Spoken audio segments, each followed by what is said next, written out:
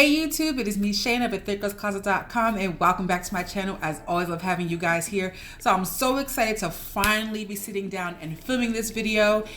Many of you know I have just returned from Ghana, my first trip to any African country. So a lot of you have asked me so many questions about planning a trip to Ghana, what to expect going to Ghana. So I decided to sit down and film this video for you guys. Now let's keep in mind, this is my first time to Ghana or any African country. So I am not an expert, okay? This is just some tips and ideas and things that I experienced while preparing to go to Ghana and ultimately while I was in Ghana. So if you are living in Ghana currently, a native of Ghana, or have been to Ghana multiple times, feel free to correct me if something is incorrect. Or if you have a different experience than me, please feel free to put it in the comment section below. But I will ask you to be very respectful of that because everyone's experience will be different. So if it's not close to yours, that's okay. Just go ahead and correct where things need to be corrected. Secondly, I did not plan this trip on my own. This is the brainchild of Hayat Rita. She is an amazing blogger based out of Chicago. I will put all of her information in the description box below. I do know she'll be doing a trip in 2019, so you are to follow her because she will be releasing information about next year's trip very soon. So make sure if you're interested in traveling with her, you go ahead and follow her blog and her Instagram or her social media as she releases information about the 2019 trip. So with all that being said, I'm gonna go ahead and hop into these tips. But before I do that, if you are new to my channel, hi, welcome. My name is Shayna of vaccination.com and I do all kinds of stuff here on my channel. Fashion, I do a little bit of hair, a little bit of makeup, a little bit of inspiration. So, and also I am a lover of travel. So that's what this video is all about. So I hope that you go ahead and subscribe down below because you know I appreciate it. And like I'm awesome, my subscribers are awesome. So I feel like you just join the awesome family. But you know, if you are oldie, but a goodie, you know I have nothing but love for you. So again, notifications are on so you do not miss another upload. So let's go ahead and hop into these tips. So in order to keep myself completely sane and not fully lose my train of thought, I do have my notes written down here in this really beautiful notebook. Actually, I got this from the Art Center in Ghana. If you guys do not know, I'm a lover of notebooks, and there's so much I want to get through in this video, so I have everything written down. So if you see me looking down, that's just what's going on. The first thing you will need as a US citizen is you will need a travel visa. You have to apply for your visa prior to your travel date. Now, you can either do this you can either mail in your application or take your application in office. There are two Ghana consulate offices. There's one here in New York and there's one in DC. Now, you have to start your application online. If you go onto their website, you can basically start your application process there. They're going to ask you a number of questions like, why are you traveling? So if it's school related, work related, tourism, whatever, just have to make sure you list what your visa will be for.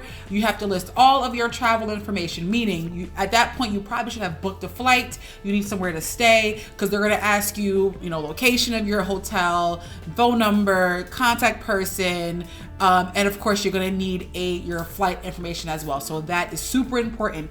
Now, as I said, you can do that you can either mail in your application or go in the office. It is much cheaper to go in the office if you can. So if you live in or around New York or in or around DC, I highly suggest going into the office and dropping off your application. So let me show you my visa. You will need to leave your passport with the office, and you will have, I believe you have to mail in your passport when you mail in your application if you are doing it by mail. And the visas look something like this. As obviously I'm covering up my passport number for obvious reasons. But they will attach it to the inside of your passport, and that is what you use when you are traveling through customs on both ends, both here in the States and when you get to Ghana as well.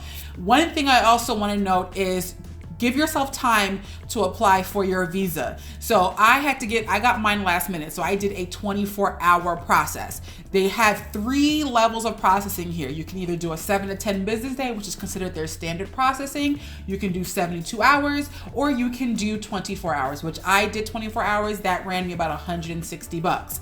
If you did a standard process, I believe in office, it is $70. If you mail it in, I believe it is $100. And it obviously correlates from there depending upon what it is that you are doing.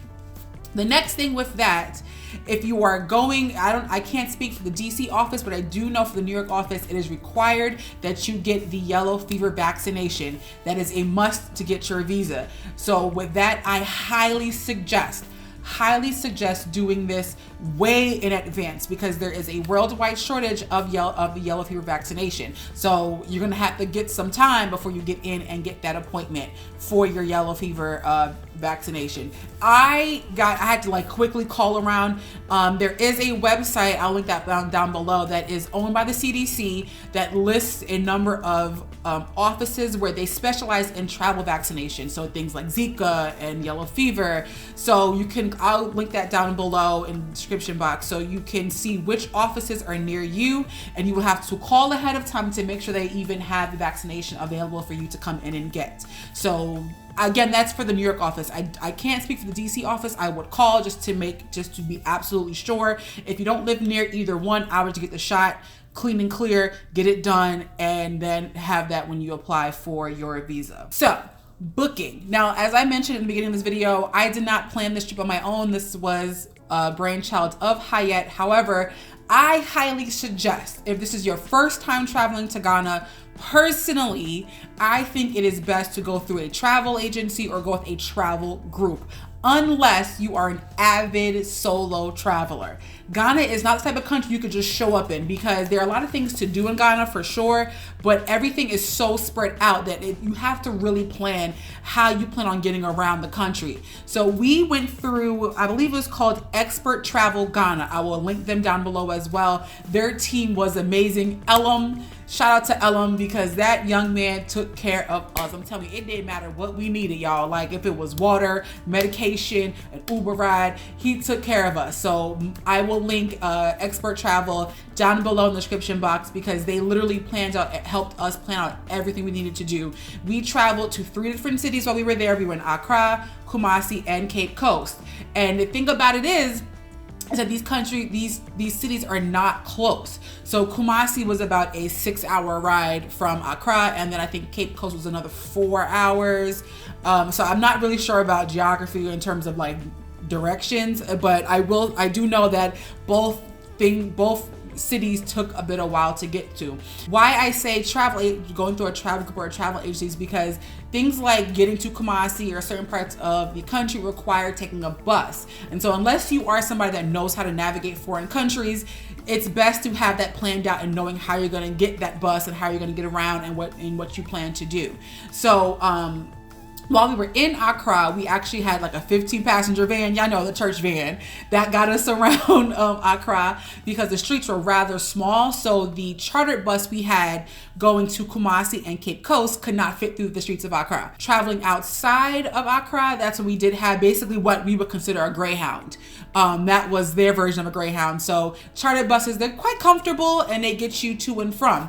Because the thing about Ghana is what I realized, they don't really have what we would call highways. So there are really no like parkways or anything like that. So everything is kind of very local. So you're really going through different villages and things like that. I also did hear that you cannot rent cars in Ghana unless you have a international license, and even then you still have to have a driver to get around the country. So if I'm incorrect, please correct me on that, but I was speaking with some of the locals there and they were saying that you can't even rent cars unless you have an international license. So even then, still you can't get around. It's not like your Google Maps can work anyway, and I'm not sure you're trying to get an Uber to go 6 miles to Kumasi. So there's that. So flying to and from Ghana, we flew with British Airways. We did have a connecting flight through London Heathrow Airport and then on to Ghana. I do believe that there are direct flights to Ghana from New York JFK. I don't know how frequent they are. We didn't we didn't fly like that. So, I mean, I have nothing for you. I will say this, if you are connecting through London, please give yourself time to get through the airport, because Heathrow Airport is no joke, okay? You legit have to take a bus to a train to get to your plane. Like, real talk, that is no joke, okay? And you do have to go through security a second time going through London Heathrow Airport, even if you went through security here in the States. So once you land and you go to a different gate, different terminal, you will have to go through security again. So give yourself time to shift through that airport. London Heathrow Airport is a massive airport and it is quite busy. Unlike here in the States, once you're in, you're in. With London Heathrow Airport, that's a whole different ballgame. All right, so moving on to the moolah. Our money is long in Ghana, y'all. Okay, American money is long in Ghana. Like I legit had to like resist the urge to be out here with a stack. Talk about I got coins, y'all. Like for real.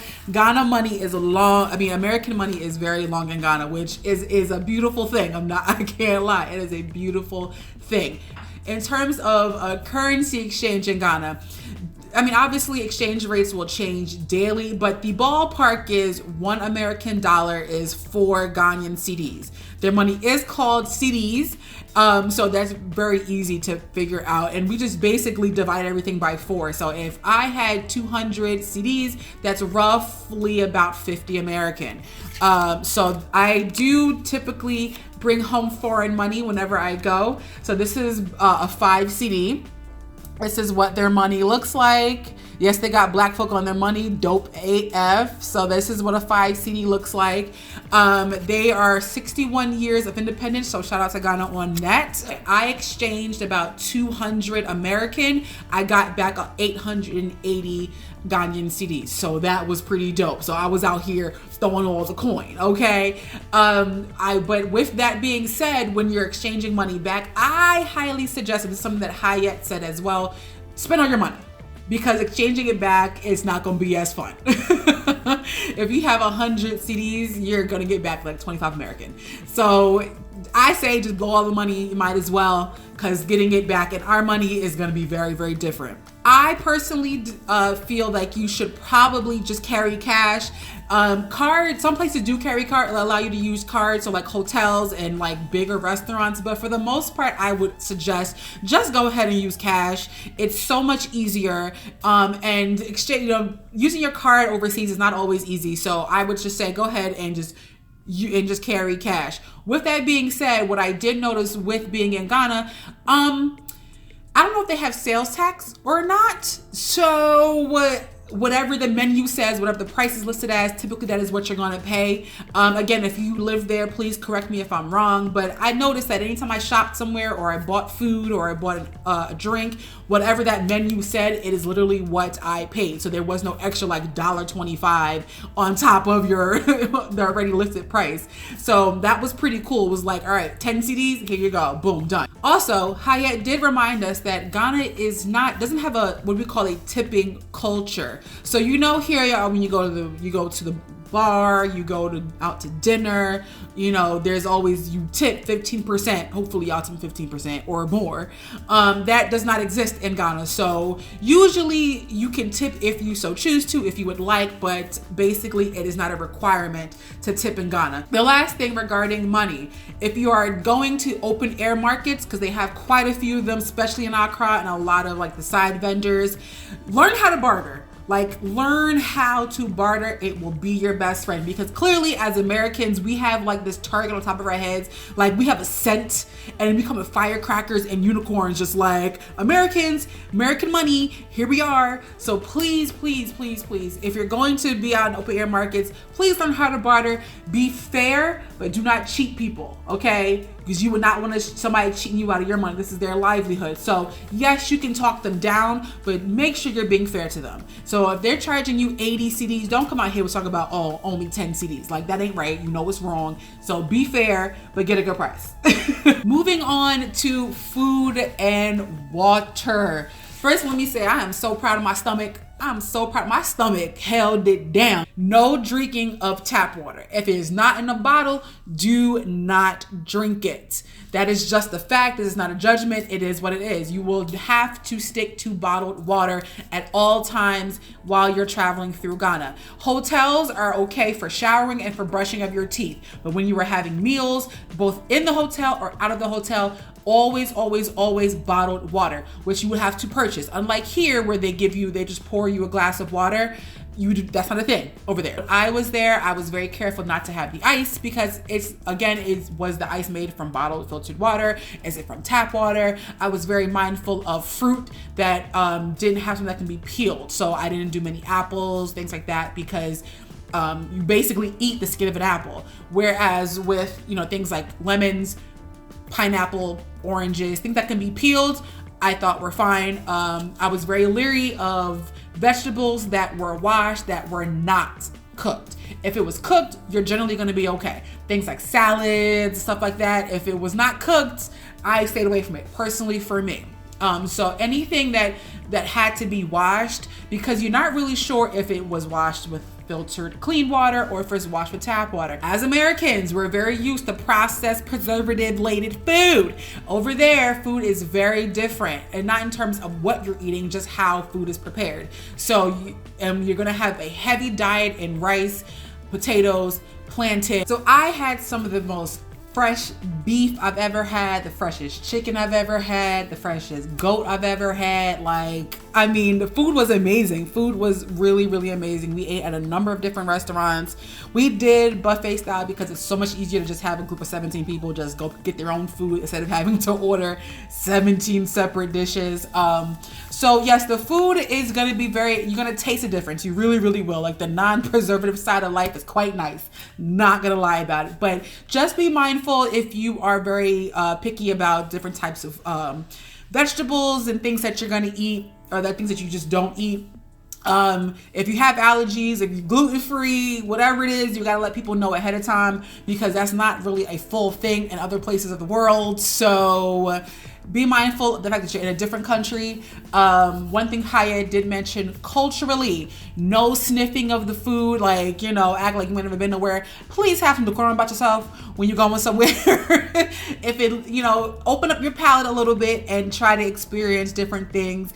One of my favorite restaurants we went to, though, is called Tiba. It is in Accra, and listen, their slow cooked lamb, girl, will change your life. Just know you're welcome when you go. Enjoy. Now on to some cultural things about Ghana. Ghana has to be one of my favorite countries I've ever visited so far. But one thing I noticed, listen, that flag is everywhere in Accra. The minute you land, this flag is everywhere. They have such a pride as people. They have such a love for Ghana and being Ghanaian. Like, it is so amazing to see that literally the flag is like lining the streets. There's really just a love of their country. And it's so different. Like, being an American, like, in the state of our society right now, pride is just so different here. I mean, unless you're rolling around with a Confederate flag, you don't see a lot of people having such a level of pride in being American. And so it's refreshing and it's amazing to go to another country and see their level of pride for their country. Everyday life, I will say I did not have a major problem with wearing shorter dresses or my shorts. I did have one run-in, hilariously enough, at breakfast with an older woman. Actually came up to me and asked me to basically close my legs while I was eating my breakfast. I didn't think my legs was open, but again, it is a modesty thing for them, so just go with it. You're in their country, be respectful of that. It took me by surprise because she stood next to me just like real auntie-ish before stepping to me. So I was kind of like, okay. Next thing, if you are approaching older people, you don't say ma'am or sir. That is considered something they would say, or that staff or an employee would say. You would refer to them as auntie or uncle. So if you're addressing someone's mother, you would say, hello, auntie, nice to meet you, auntie. You address them as auntie. If you are not going to say auntie or uncle, don't address them at all. We actually met Hyatt's mother. And of course, naturally, as Americans, you want to say, nice to meet you, ma'am. Hello, how are you? But no, that is not a thing. You would say auntie. And that is how you would address someone's mom or someone of a little bit more respect. There are tons of things to do in Ghana. We did kind of a driving tour of Accra. So we did see different parts of Accra, their main city, their booming city. When we traveled to Kumasi, we were supposed to go to the Ashanti palaces, didn't make it there for different reasons, but we did end up going to see where real kente cloth is made. So if you ever buy kente cloth, I have a major respect for how kente cloth is made, like real talk. We went to see where they make the ink for the stamps. The West African symbols are a major thing. If many of you know or don't know, my first tattoo is actually of a Sankofa. So it was a nice surprise that they actually thought it was pretty cool that I had a Sankofa on my neck. So that was pretty cool. We also did go to the Cocoon National Park, where if you are a lover of heights, adventure, and a little bit of adrenaline rush, there's 7 swinging bridges where you're walking over a suspended bridge over a rainforest. Cocoon National Park is something you definitely must do. It is awesome. If you are looking to test your fears and your mental state, the Cocoon National Park does offer walking over the bridges. There are 7 bridges, or if you take the short way just to kind of get it over with, there is the 3 bridges. They are suspended. There are no nets under you to catch you. That was pretty awesome. Also, after leaving Cocoon National Park, we did make it over to the slave castles in Elmina. It was a phenomenal experience. It is a very emotional experience. It's a very deep experience. If you know anything about the transatlantic slave trade, that is a place you definitely would love to visit, because that kind of history is untouched by any American textbook, okay? Let me tell you. The last thing that I want to discuss is safety. Now, this is not something that is exclusive to only Ghana. This is any foreign country you are traveling to as an American. Please be as vigilant as possible. Even if you are an avid solo traveler, if you are used to traveling and getting around foreign countries on your own, great. You would understand what it means to be super vigilant in these countries. But if this is your first time traveling solo, or you're just a novice traveler in general, please travel in pairs, travel in groups. This is not not a country you just want to be out here doing your own thing, because you do not know what can happen around the corner.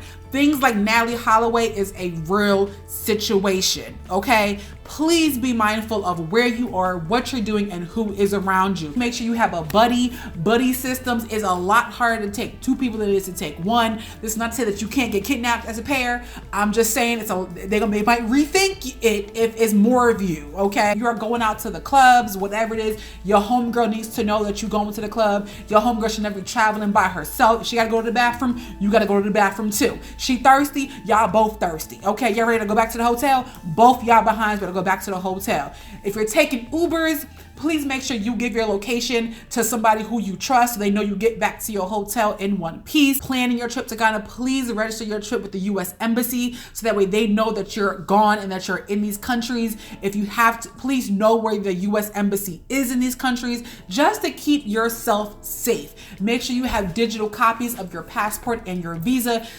Email a copy to your boyfriend, your girlfriend, your wife, your husband, your mom, your dad, your sister, whomever is still here in the States, knowing that you're traveling. Please send a copy just in case you lose your bag, something gets stolen, and you have access to those documents. So that way you can at least get to an embassy and figure out a way to get home from there. One thing you will notice as you are traveling around the country, there will be little kids everywhere, and they're gonna come up to you wanting money, and they're gonna be in your face, and you're gonna be like, oh my god, que lindos, babies. And of course you're gonna be wanting in their face, and all it takes is for you to be disturbed by the one in front of you and the one behind you and stuck his hand in your wallet, and all your money's gone. Like, that's not exclusive to just Ghana. That is just a fact that in different countries this is a thing that happens. The same way how here I say to people that come to New York all the time, be mindful of your belongings in New York. And just because you're in the States don't mean people don't steal.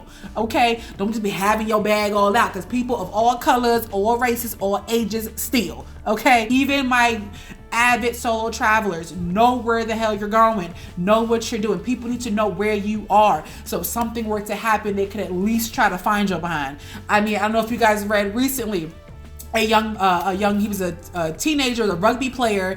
I don't remember what island he was on. It may have been like Aruba, Bahamas, Bermuda, somewhere. He was on an island with his rugby team, was out at a bar, ended up by himself somehow. Now they can't find this young man. That is a real thing. People need to know where you are in case something was to happen. Don't ever think that you're too experienced to not get caught up with some stuff. Okay, please be safe, please be vigilant while you are traveling, and come home in one piece. So there you have it, you guys. That was my tips and ideas for traveling to and while in Ghana. I hope you guys found this video to be informative. Again, if you have any 2 cents or corrections to be made in the comment section below, please let me know. I would love to hear it.